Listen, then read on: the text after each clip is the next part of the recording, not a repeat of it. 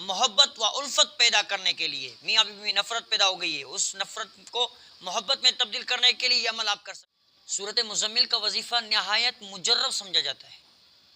خاص طور پہ یہ روحانی، نفسیاتی اور دنیاوی مسائل کا حل بھی اسی صورت کے وظیفے کے اندر بتایا گیا ہے۔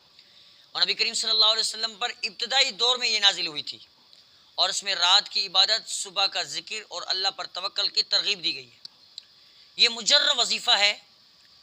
کہ جب بھی عمل شروع کریں، اس کا طریقہ آپ کے سامنے پیش کرتا ہوں کہ نیت اللہ تعالیٰ سے خالص نیت رکھیں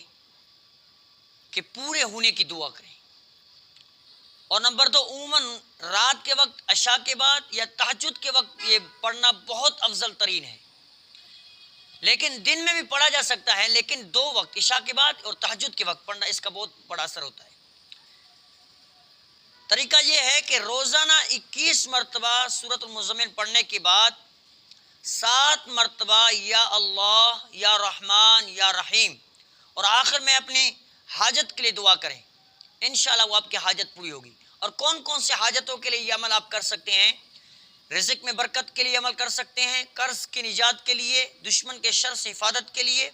روحانی سکون حاصل کرنے کے لیے، اولاد کی نافرمانی کے حل کے لیے، نیند نہ آنے کی شکایت کے لیے، دل کی سختی ختم کرنے کے لیے، محبت و الفت پیدا کرنے کے لیے، میاں بیوی میں نفرت پیدا ہو گئی ہے، اس نفرت کو محبت میں تبدیل کرنے کے لیے یہ عمل آپ کر سکتے ہیں۔ روزانہ 21 مرتبہ، 7 مرتبہ یا اللہ، یا رحمان، یا رحیم، 21 مرتبہ یا مزمل پڑھنے کے بعد 7 مرتبہ یا اللہ، یا رحمان، یا رحیم پڑھ کے دعا کریں انشاءاللہ۔ اگر کوئی شخص بہت زیادہ پریشان ہو تو،